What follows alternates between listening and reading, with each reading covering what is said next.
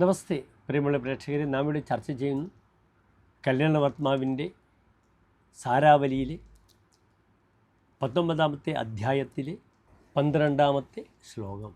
ഇവിടെ ചർച്ച ചെയ്യുന്ന വിഷയം സപ്തഗ്രഹങ്ങൾ 5-ാമിടത്തും 6-ാം ഭാവത്തിൽ നിന്നാലുള്ള 7 ഗ്രഹങ്ങൾ ലഗ്നത്തിൽ നിന്നാലും 2-ാം ഭാവത്തിലും 3-ാം ഭാവത്തിലും 4-ാം ഭാവത്തിലും നിന്നാലുള്ള ഫലങ്ങൾ നാം ചർച്ച ചെയ്ത് കഴിഞ്ഞു.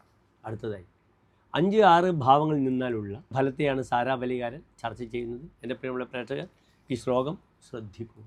സുതഭാവരഹിതൈ തദ്വത് സുതരഹിത ഉന്മാദബുദ്ധിയുത ഷഷ്ടേ ശത്രുഭിരാർത്ത ബഹുരോഗയുത വ്രണാങ്കിതോ ദുഃഖി. 7 ഗ്രഹങ്ങളും 5-ാം ഭാവത്തിൽ നിൽക്കുകയാണെങ്കിൽ 5-ാം ഭാവം എന്താകുന്നു? പ്രജ്ഞാമേധ പ്രതിഭ വിവേകശക്തി പുരാതനം പുണ്യം മന്ത്ര അമാത്യ തനൂജാ പഞ്ചമത സൗമനസ്യമപി ചിന്ത്യം. ബുദ്ധി, സന്താനങ്ങൾ, തൻ്റെ മന്ത്രിജോലി, ഉപദേശങ്ങൾ കൊടുക്കുക, ഇതൊക്കെയാണ് 5-ാം ഭാവം കൊണ്ട് ഉദ്ദേശിക്കുന്നത്. അതിനാൽ 7 ഗ്രഹങ്ങൾ 5-ാം ഭാവത്തിൽ വന്നാൽ സന്താന വിഷയമാണ് 5-ാം ഭാവം എന്ന് ഞാൻ പറഞ്ഞു. ഇവിടെ സന്താനം സംബന്ധിച്ചുള്ള ബുദ്ധിമുട്ടുകൾ ഉണ്ടാകുമെന്നാണ് ആചാര്യൻ പറയുന്നത്. സുതരഹിത, സന്താനങ്ങൾ ഉണ്ടാകാൻ വലിയ ബുദ്ധിമുട്ടാണെന്ന് പറയുന്നു.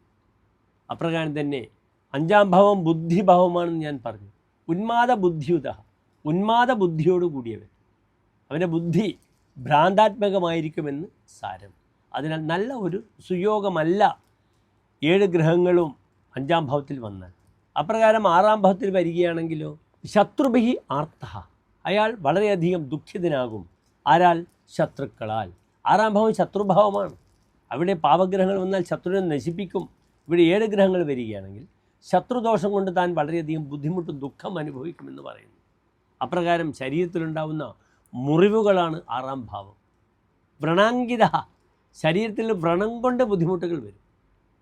പല രീതിയിലുള്ള രോഗങ്ങൾ കൊണ്ട് ബുദ്ധിമുട്ടും ശരീരം. ബഹുരോഗയുത, ധാരാളം രോഗത്താൽ ബുദ്ധിമുട്ടുമെന്നും പറയപ്പെടുന്നു. ദുഃഖി, ദുഃഖത്തോടു കൂടിയിരിക്കും. ദുഃഖമസ്യ അസ്ഥീതി ദുഃഖി. അതിനാൽ ഒരു നല്ല ഫലമല്ല 7 ഗ്രഹങ്ങൾ 5-ാം ഭാവത്തിലും 6-ാം ഭാവത്തിലും നിന്നാലെന്ന് എൻ്റെ പ്രിയമുള്ള പ്രേക്ഷകർ അറിയുക. നന്ദി, നമസ്തേ.